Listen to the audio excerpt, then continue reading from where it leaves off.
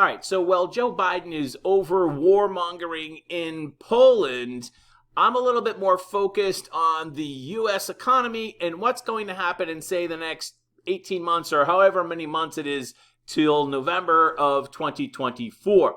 As some of you know, I'm in the real estate business, so I've been impacted, and my clients have been impacted by, of course, interest rates. And as we saw somewhere about June of last year, interest rates went up and the prices of houses went down. It was pretty obvious. It charted right along with each other.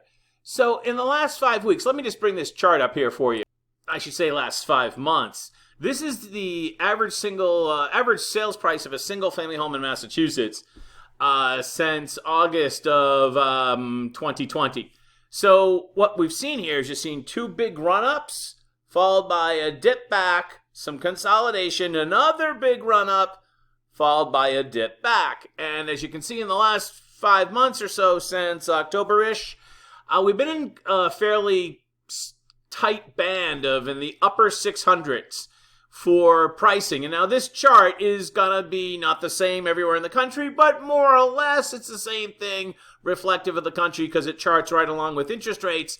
And what everyone is concerned about now, and I think the economy of 5 months, 6 months, 9 months, 18 months, is all based upon interest rates and the price of housing, and that goes with, there's a whole big thing together, right? So we're kind of waiting for prices to break out of this band that's been fairly tight over the last 5 months so we can find out what's going to happen with the economy next. And all credit to Zero Hedge, we got a little bit of a hint at that today. The Fed just hinted that the new inflation target will be 2.8, or let's just call it 3%, will be 2.8. This is from just this afternoon. Over at Zero Hedge. Go over and get this article. Very interesting article. I want to scroll down to the very bottom of this article and talk about the Fed Whisperer.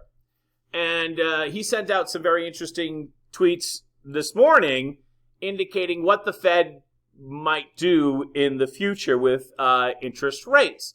And effectively, the trade-off with interest rates is this. Let's just kind of spell this out for you.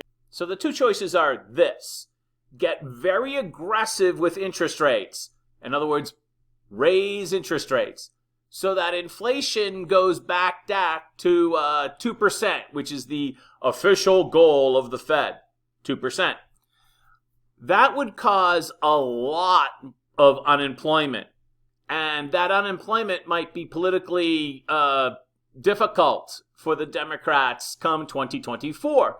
It might make it very difficult for them to keep the presidency and the U.S. Senate. I can definitely see it kind of being like a 1992 election type where the economy went bad and Clinton took advantage of that to get elected.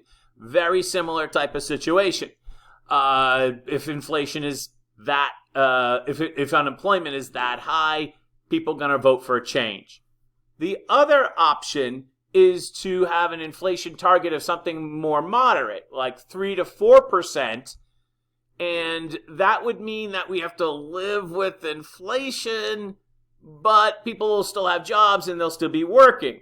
That's a much more easier, if you want to use that phrase, electoral path for Democrats and permanent Washington, the Biden administration.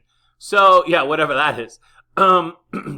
So it appears, as Nick from the Wall Street Journal is going to show us in a second, that the Fed is unofficially taking the second option, which is shifting interest rate expectations up and living with inflation so that we don't have as bad as a recession. Now, they're not going to admit to that, because admitting to that would mean that they are admitting to the fact that they're a government agency and don't have exact control over the economy, and they don't want to do that. They want to maintain their appearance of control. Okay, take a look at this. So this is Nick. How do you say his name? Oh, forgive me, I can't pronounce his name.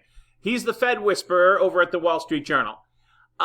Today, he sends this two tweets out, actually.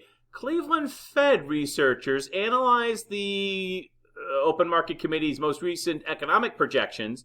Their model projects unemployment rate path brings core inflation to 2.8, we'll call it 3, by 2025. Well, that's pretty far away, 2025. A deep recession would be necessary to achieve the 2.1% inflation projection.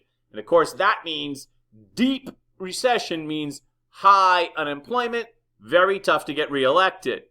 Now, moving down to the next tweet, but researchers also conclude that if a 2.8, read it as 3 to 4%, inflation doesn't result in an unanchoring of inflation expectations, in other words, the belief that the Fed can actually do anything, the December projection would be the optimal policy. And so it's hard to, why don't these people speak English? I get that. But basically what he's saying is a 3% target, 3 up to 4, a 3% target is much more realistic so you don't dive the economy into a disastrous recession, especially since you're probably heading us into war with Russia and maybe even China. Even 3% is, how do I want to say this? That's a nice number, right? Considering where we are now. Let's take we're way above 3% right now. So let's take a look at inflation historically. Hold on, I just want to move this chart over here a little bit better. There we go. Inflation, and move my face up there. That's a little bit better. Historically, let's just pick since I was born, 1968. What a great year. Wow, what were my parents thinking? So as you look at this chart of inflation, you got the 70s inflation. Oh, I do remember that as a kid. I remember my mom going to the grocery store and just how debilitating inflation is, where you should have bought something last week because hamburger is noticeably more expensive. Everything was noticeably more expensive week to week in those late 70s. Like the Rolling Stone song says, don't you know the prime rate's going up, up, up? It's tough to live in this town. Yeah, it was awful. It was awful. And then, God bless him, Reagan comes in. Reagan tax cuts. Thank you very much. Inflation goes down in the 80s, and we have a pretty darn good decade in the 80s. A little bit of dip in the late 80s, early 90s. That causes a recession, and Clinton bumps off Bush, right? I am sure that the Biden administration is thinking about that election. I'm thinking about that election as a mirror here. If we have too much of a recession, then we're looking at a 92 election, which means the incumbent doesn't get reelected. I'm not talking parties. I'm talking the incumbent doesn't get reelected. And as you can see here, now we're going, what is this number here in the current year on this chart is 4.7. I don't think 3%, 3 to 4% seems, if you look at this chart, over the course of my lifetime, 3 to 4% is not debilitating. That's actually not a bad policy, 3 to 4%. I always thought that 2%, to me, sounded overly aggressive. And there's just so many of you out there who have lived their entire adult lives with 3 or 4% interest rates that you just cannot conceive of 8% interest rate unless you're just trying to get used to it in the last 6 months or whatever, 7-8 months. But you can't conceive that this is going to last. And I'm here to tell you, it's a pretty good chance that it is going to last because the Fed, just politically, oh, they're not political, Jack. Okay, sure. Let me just say, if the Fed wasn't political, they'd be located, in Des Moines or, Bismarck, North. But they're located right in the heart of Washington, right in the swamp. And they're not going to drive the economy into a recession right under the nose of the Biden administration. not a recession where it risks their electoral prospects. That's just not going to happen. So, the way we're looking at it right now is that inflation is going to be with us for quite some time, and it's going to be something that we're just going to live with in exchange for a hotter economy with inflation compared to a dead economy with no inflation or much less inflation.